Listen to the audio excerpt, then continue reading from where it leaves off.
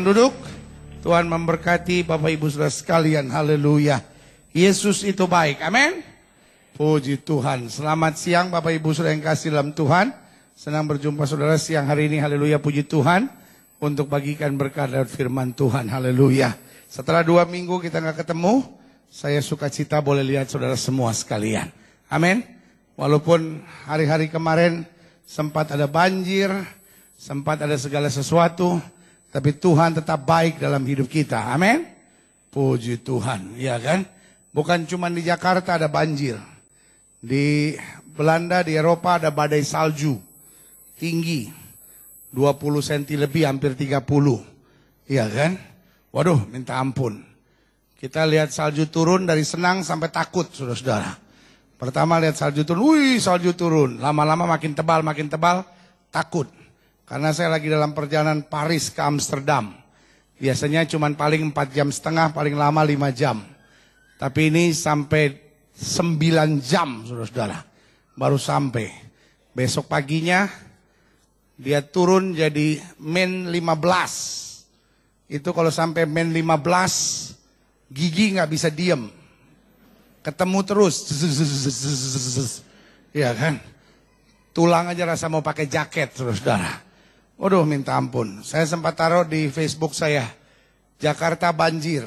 Di sini ada badai salju. Saya foto di depan hotel. Putih semuanya.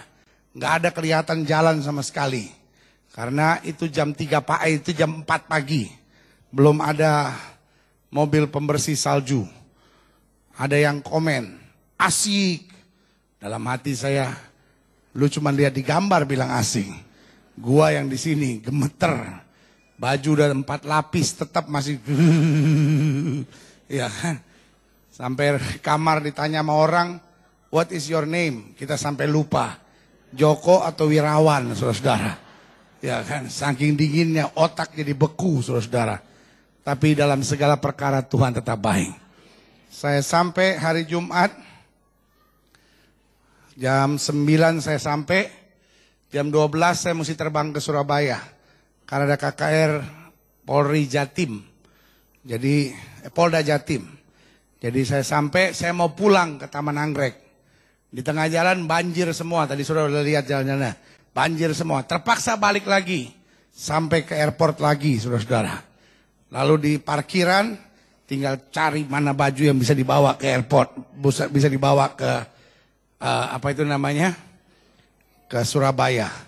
Jadi kalau sudah lihat tadi saya pakai baju garis-garis itu baju dari Paris sampai Amsterdam, sampai Juanda, saudara-saudara. Ya kan? 2 hari nggak ganti-ganti baju. Ya kan? Siapapun yang dekat dengan saya paling dia rasa aneh. Ini kok pendeta DP bau-bau solaeng. Ya kan? Tapi selamat sampai di situ. Khotbah. Hari Sabtu pagi-pagi saya tiba di Jakarta. Langsung ke Balai Sarbini. Karena pas ada Natal Kawan Nuwa se-Jakarta. Selesai dari situ saya mesti ke Tangerang. Ada Natal sekabupaten Tangerang. Di Gor.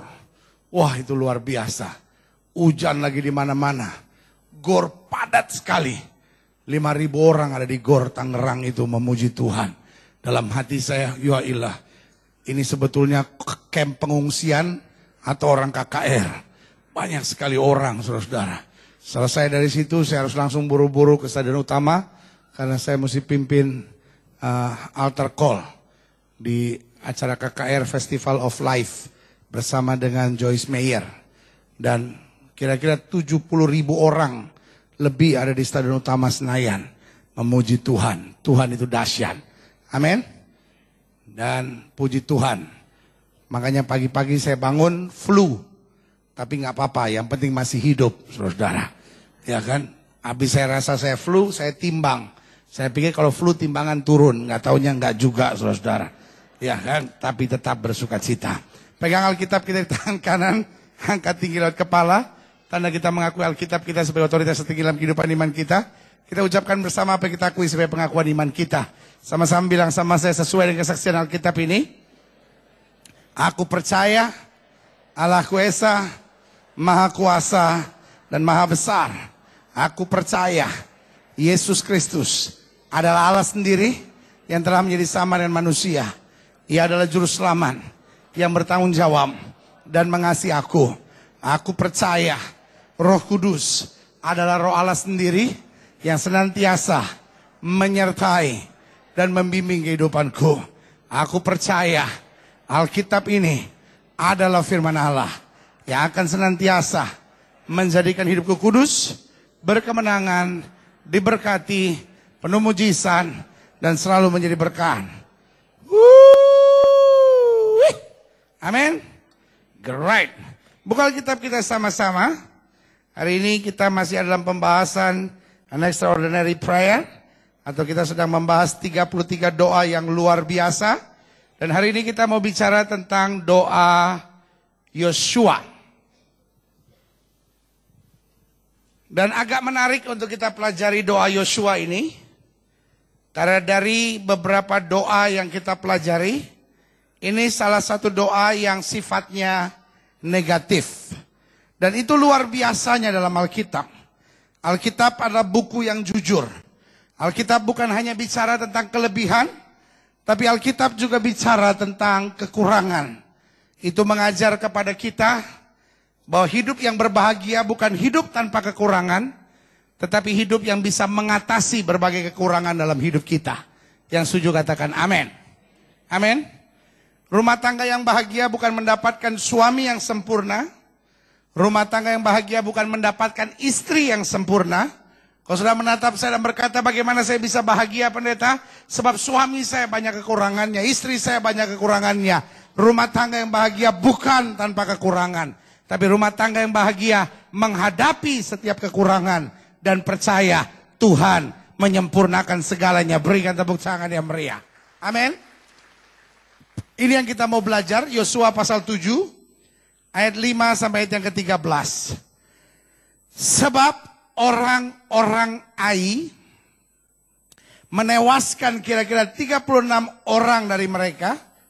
Orang-orang Israel itu dikejar dari depan pintu gerbang kota itu sampai ke Shebarim dan dipukul kalah di lereng.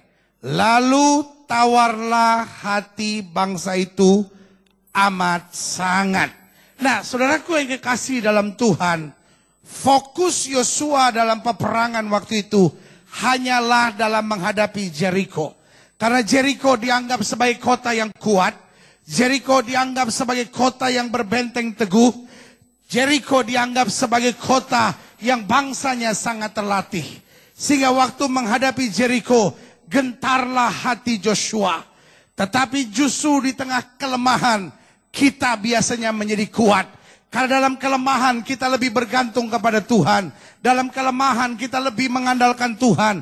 Dalam kelemahan kita lebih banyak berdoa dan berserah kepada Tuhan. Amin. Apa yang terjadi oleh anugerah Tuhan, oleh mujizat Tuhan. Dalam 6 hari, 1 kali sehari, bangsa Israel kelilingi kota itu dengan diam. Hari ke-7 dikelilingin kota itu 6 kali dengan diam. Dan 1 kali, jadi kali ke-13, setelah 6 hari 1 kali diam, hari ke-7 6 kali diam, jadi mengelilingi yang ke-17, mereka bersorak-sorai. Dan waktu mereka bersorak-sorai, tembok itu runtuh. Amin. Keruntuhan tembok Jericho mendatangkan kebanggaan dan kebahagiaan tersendiri buat Joshua. Tetapi apa yang terjadi ketika dia harus menghadapi Ai? Dia mulai memandang remeh. Dia mulai pikir, Ai tidak punya benteng seperti Jericho. Ai tidak punya pasukan yang terlatih seperti Jericho. Ai tidak punya penduduk yang hebat seperti Jericho. Ai tidak sebesar Jericho. Apa yang terjadi? Waktu Joshua mulai memandang remeh, di situ adalah awal dari kejatuhannya. Saya hanya mau ingatkan buat setiap saudara, apapun yang kita pandang remeh dalam hidup ini, 1 kali pasti akan menghancurkan hidup kita. Saya ulangi sekali lagi, apapun yang kita pandang remeh dalam hidup kita, 1 kali akan menghancurkan kita. Engkau boleh sehebat apapun, engkau boleh sepintar apapun, engkau boleh sepengalaman apapun, tapi jangan pernah pandang remeh sesuatu. Amin. Ini tanggal berapa sih hari ini? 20 ya? Pantas lo lemes begitu. Ya, saya lihat sudah ngeliatin. Sama-sama bilang sama saya, jangan meremehkan. Sama-sama bilang sama saya, jangan meremehkan. Jangan pernah meremehkan orang di sekitar saudara. Jangan pernah menganggap, itu kan cuma pembantu, itu kan cuma sopir saya. Apalagi meremehkan orang-orang di samping kita. Sambil berpikir, itu kan istri saya, tahu apa dia. Suami saya, tahu apa dia. Anak-anak saya. Jangan pernah meremehkan anak-anak saudara sendiri. Iya kan?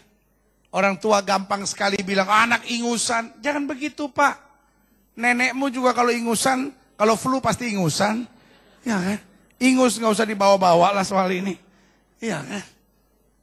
Anak kemarin sore, loh, kalau kemarin sore segede begini apalagi besok malam. Ya. Jangan suka meremehkan sesuatu, jangan suka meremehkan tugas, jangan suka meremehkan rekan kerja, jangan suka meremehkan pekerjaan, jangan pernah meremehkan tanggung jawab yang diberikan kepada kita. Apalagi jangan pernah meremehkan pekerjaan Tuhan. Sambil berpikir, saya kan cuma jemaat biasa. Itu kan tugas pelayanan. Saya kan cuma singer. Saya kan cuma usher. Itu kan tugas musik. Saya juga udah bisa. Ketika kita mulai meremehkan sesuatu, biasanya kita hancur karena itu. Itu yang dialami oleh Joshua. Bayangkan Joshua begitu hebat bisa mengalahkan Jericho. Tapi ketika dia mulai meremehkan Ai kemudian menghancurkan hidupnya. Apapun yang kita anggap remeh, biasanya kemudian akan menghancurkan hidup kita. Sama-sama bilang, saya tidak boleh meremehkan. Ayat 6. Joshua pun mengoyakkan jubahnya. Dan sujudlah ia dengan mukanya sampai ke tanah di depan tabut Tuhan hingga petang. Bersama dengan para tua-tua orang Israel sambil menaburkan debu di atas kepalanya. Ayat yang ke-7. Dan berkatalah Yosua, Tuhanku Allah, mengapa engkau menyuruh bangsa ini menyeberangi sungai Yordan, supaya kami diserahkan kepada orang Amori itu dibinasakan. Lebih baik kalau kami putuskan tadinya untuk tinggal di seberang sungai Yordan itu. Ini yang saya bilang kurang ajar, saudara-saudara. Dia mulai menyalahkan Tuhan. Dalam hidup saya punya prinsip, keadaan yang terjadi tidak selamanya bisa persis seperti yang kita harapkan. Tapi Tuhan tidak pernah salah. Gak ada yang bilang amin, gak apa-apa. Saya tetap teguh dalam iman saya. Tidak bisa dalam hidup ini semuanya bisa persis seperti yang kita harapkan. Tapi Tuhan tidak pernah salah. Tidak semua dalam hidup ini bisa terjadi persis seperti yang kita harapkan. Tapi Tuhan tidak pernah salah. Pendeta, saya sudah berdoa. Kenapa rumah saya banjir? Jangan tanya sama saya, tanya sama Ciliwung. Ya. Masa banjir saja kita mau salahkan Tuhan? Pendeta, saya sudah berdoa dari usia 30 tahun sampai sekarang saya 38. Kenapa saya belum dapat pasangan teman hidup? Lu yang belum laku kok Tuhan disalahkan? Ya. Saya sudah berdoa, kenapa anak saya belum sembuh? Keadaan yang terjadi tidak selamanya bisa persis seperti yang kita harapkan. Tapi Tuhan tidak pernah salah. Siapa yang setuju sama saya, Tuhan gak pernah salah? Amin. Tepuk sebelah saudara. Bilang sama dia, kita bukan Tuhan. Jadi kalau ada yang salah, pasti kita yang salah. Iya kan? Kita bukan Tuhan, Pak. Ibu, kita bukan Tuhan, kita bisa salah. Tapi meskipun keadaan yang terjadi tidak selamanya seperti yang kita harapkan, Tuhan selalu benar, Tuhan selalu baik, Tuhan selalu dahsyat, Tuhan selalu luar biasa. Berikan tepuk tangan yang meriah. Ayat 8. Oh Tuhan, apakah yang akan kukatakan setelah orang Israel lari membelakangi musuhnya? Ini konsep yang kelirunya. Dia pikir Tuhan harus dibela. Makanya dia bilang, oh Tuhan, apakah yang akan kukatakan? Bagaimana caranya aku bisa membela engkau? Bagaimana caranya aku bisa menolong engkau? Saya bersyukur dalam Alkitab ini tidak pernah ada kalimat belalah agamamu. Saya bersyukur dalam Alkitab ini tidak pernah ada kalimat belalah imanmu. Saya bersyukur di Alkitab ini tidak ada kalimat belalah Yesusmu. Kalau Yesusmu direndahkan, tonjok orang-orang itu. Kalau agamamu dihina, hajar. Kalau Tuhanmu direndahkan, pukul. Kalau perlu lempar bom sama dia. Alkitab saya tidak pernah tulis belalah agamamu. Kekristenan boleh dihina dan dicaci maki. Yesus boleh direndahkan, dihina dan diejek. Tapi dia tetap Tuhan yang luar biasa. Berikan tepuk tangan yang meriah. Kita tidak pernah perlu membela iman kita. Kalau orang mengejek Yesus, kita tidak perlu mengsampiri sambil bilang, nanti dikutuk kamu, tuk tuk tuk 7 turunan. Orang menghina Yesus, orang menghina agama kita, orang menghina iman kita, itu tidak menggoyahkan kita. Sekali Yesus, tetap Yesus sampai selama-lamanya. Yesus tidak pernah menjadi terhina karena hinaan. Iman kita tidak pernah terhina karena hinaan. Agama kita tidak pernah terhina karena hinaan. Amin. Orang yang menghina boleh menghina. Tetapi Yesus tetap Tuhan yang mulia, dahsyat, ajaib, luar biasa. Berikan tepuk tangan yang meriah. Bukan kita membantu Tuhan. Bukan kita menolong Tuhan. Bukan kita membela Tuhan. Tapi Tuhan yang bela kita. Amin.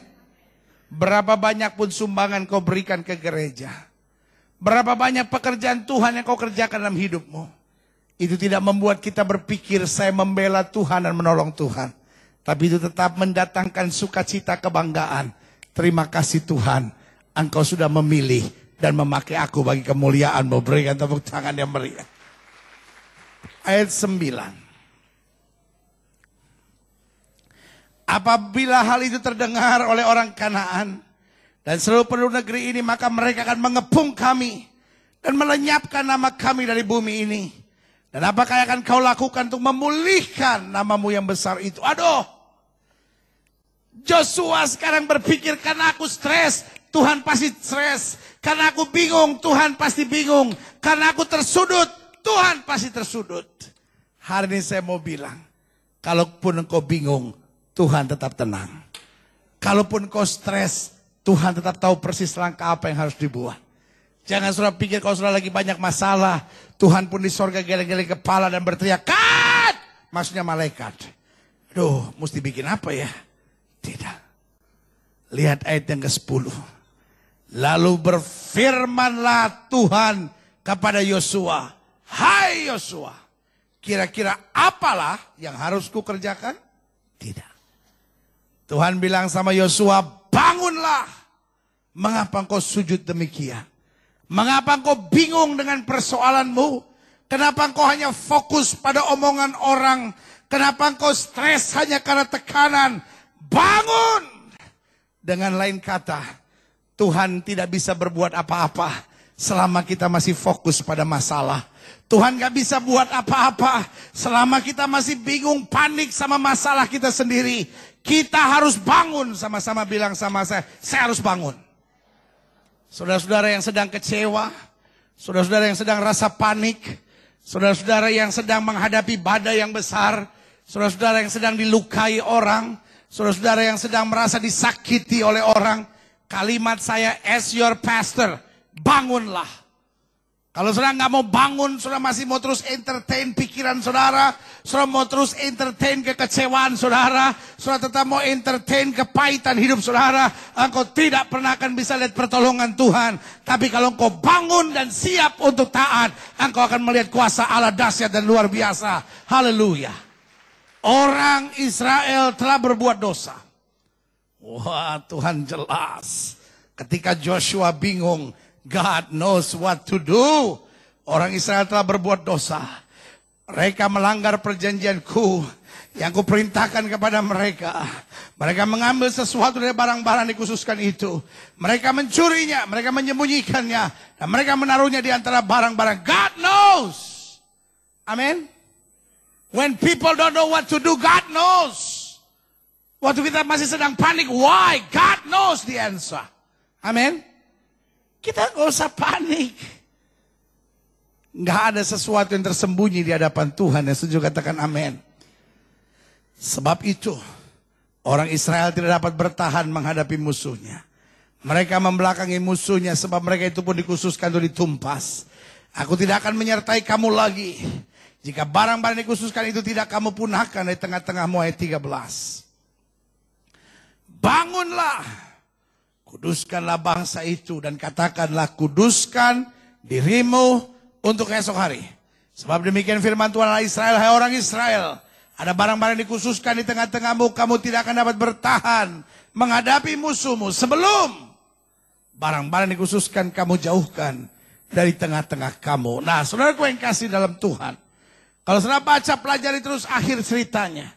Kemudian dipanggillah oleh Joshua berdasarkan perintah Tuhan, suku demi suku. Setelah itu kaum demi kaum. Setelah itu keluarga demi keluarga. Dan akhirnya ditemukan keluarga Akan bin Karni bin Zabdi bin Zerah telah melakukan dosa di hadapan Tuhan. Keluarga ini dibereskan. Dan setelah itu mereka kembali menghadapi Ai. Dan mereka merebut kemenangan yang besar. Saudaraku yang kekasih dalam Tuhan, Joshua ada dalam sebuah pilihan yang serius. Apakah saya tetap mau menyampaikan kekecewaan saya kepada Tuhan?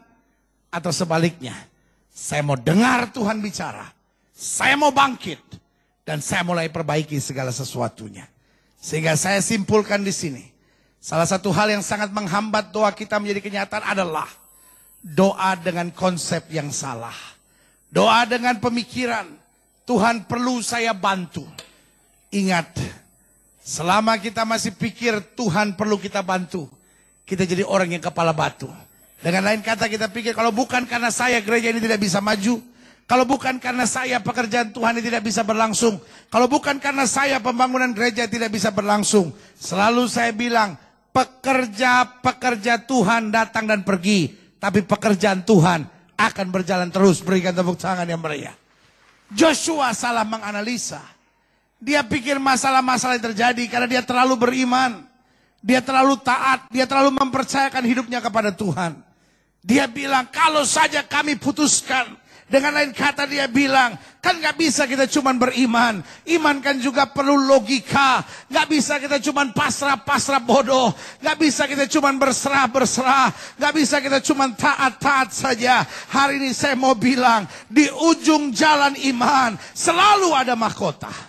Amin. Bukan berarti saya beriman hari ini, besok semuanya beres.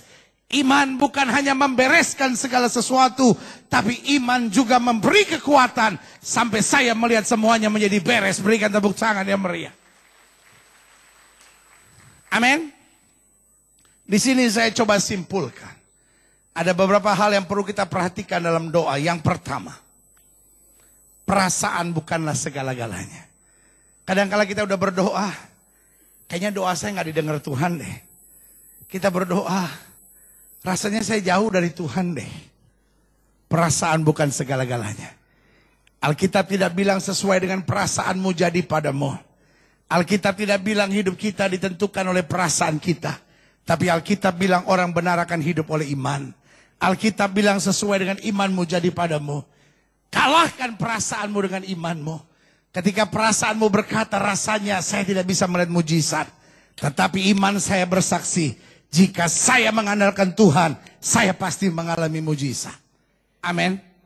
Orang yang berjalan dengan perasaan akan jadi orang yang maju mundur. Saya sebut orang yang moody, mut-mutan.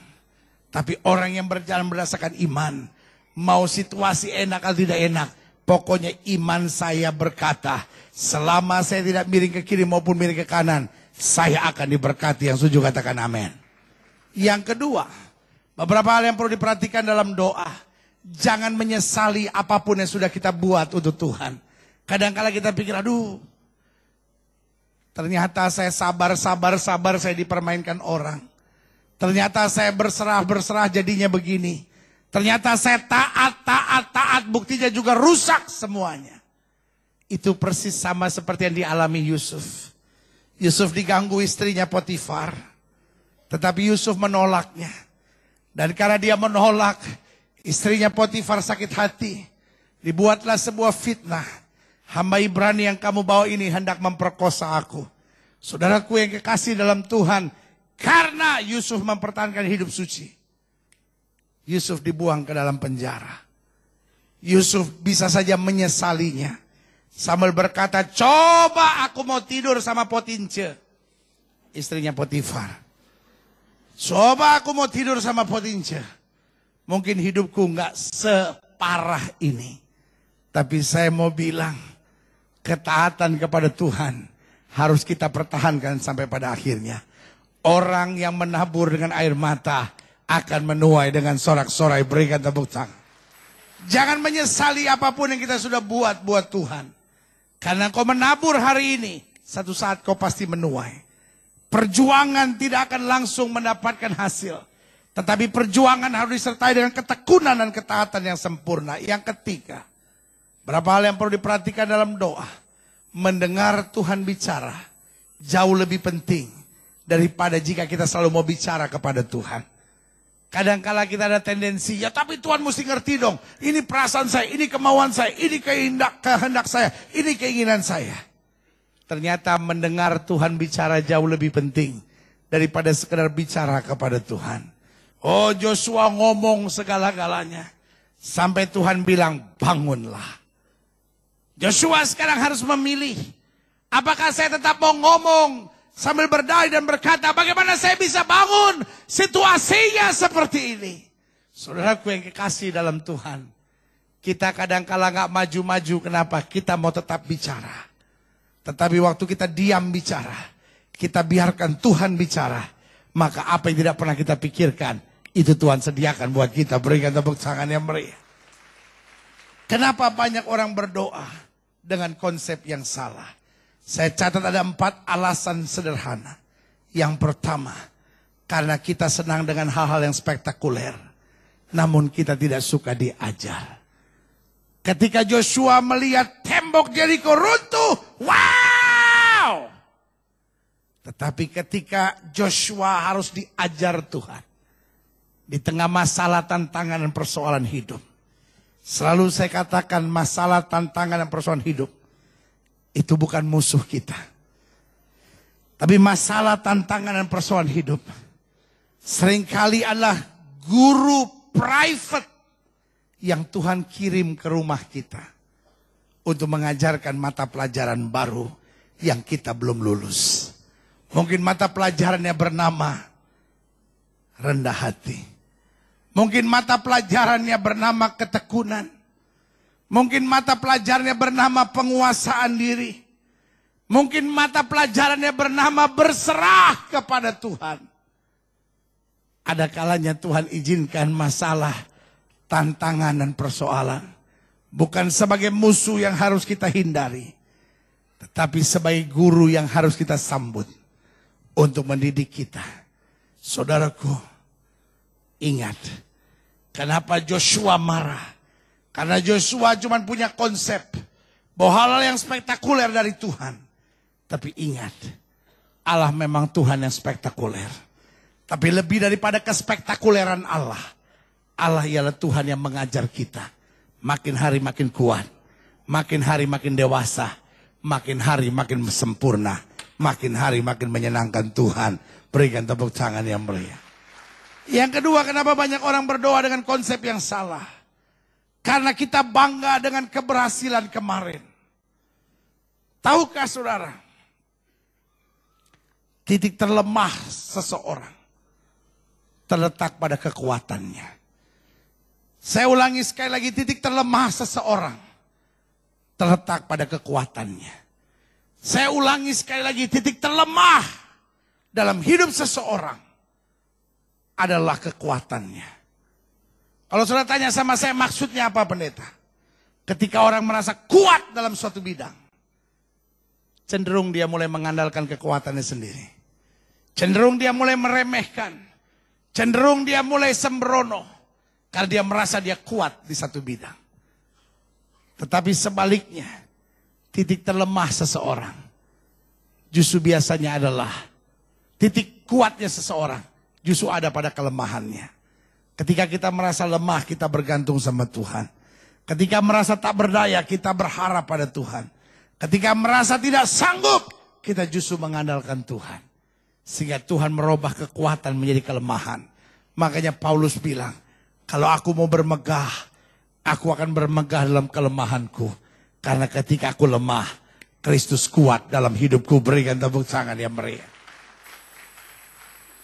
Karena Joshua banggakan keberhasilan kemarin. Dia tidak hati-hati dalam menghadapi Ai. Hari ini saya mau bilang, as your pastor sebagai gembala saudara, tugas saya mendoakan supaya saudara sukses, berhasil dan mengalami hal-hal yang dahsyat dari Tuhan. Saya ulangi sekali lagi, tugas saya sebagai gembala jemaat, mendoakan saudara supaya saudara mengalami kesuksesan, keberhasilan, dan hal-hal yang dahsyat dari Tuhan. Amin. Tapi izinkan pada saat yang bersamaan saya mengingatkan. Kalau saudara diberkati Tuhan, sukses, berhasil, dan mengalami hal-hal yang dahsyat dari Tuhan, biarlah suasana hati saudara tetap berseru kepada Tuhan. Biarlah saudara tetap makin semangat melayani Tuhan. Biarlah saudara makin takut berbuat dosa. Biarlah setiap saudara makin menyadari di luar Tuhan saya tidak bisa buat apa-apa. Berikan tepuk tangan. Yang ketiga, kenapa banyak orang berdoa dengan konsep yang salah? Karena kita mendasari iman bukan pada firman, namun pada keinginan dan ambisi. Kalau iman kita tertanam dan berakar di dalam firman, maka kita akan melangkah dengan betul. Tapi kalau kita cuma melangkah dalam keinginan dan ambisi, maka waktu keinginan dan ambisi kita tidak tercapai, kita mulai kecewa, kita mulai marah. Ah Tuhan, kenapa Tuhan izinkan ini terjadi? Kalaupun Tuhan tidak menolong kita seperti yang kita harapkan, Tuhan tetap terlalu baik buat kita. Hari ini kita sudah terima perjamuan suci. Dan ini yang saya mau ingatkan. Kalaupun Tuhan tidak mengerjakan segala sesuatu persis seperti yang kita harapkan, Dia tetap Tuhan yang baik. Dengan Dia mati dan Dia curahkan darahnya buat kita, itu sudah bukti. Tidak ada yang bisa menandingi kasih Allah saya. Berikan tepuk tangan yang meriah. Jadi kalau keinginan saya tidak tercapai, it's okay. Yang penting satu, kehendak Tuhan pasti terlaksana buat kita. Amin. Yang keempat, yang terakhir. Setelah ini saya mau berdoa buat setiap saudara. Saya undang pemain musik maju ke depan. Kenapa banyak orang berdoa dengan konsep yang salah? Karena kita mudah kecewa. Kita mudah kecil hati. Dan kita mudah berpikiran negatif. Kalau ada masalah langsung kecil hati. Kalau ada persoalan langsung kecewa. Kalau keadaan yang terjadi tidak seperti yang kita harapkan, langsung kita mulai berpikiran negatif.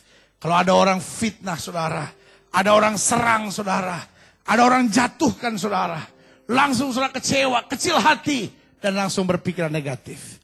Saya mau bilang, kalaupun engkau gagal, kalaupun orang menjatuhkan saudara, kalaupun orang menghakimi dan memfitnah saudara, engkau tetap anak Yesus yang dikasihi oleh Allah. Amin. Sama-sama bilang, saya tetap anak Yesus. Sama-sama bilang, saya tetap dikasihi oleh Allah.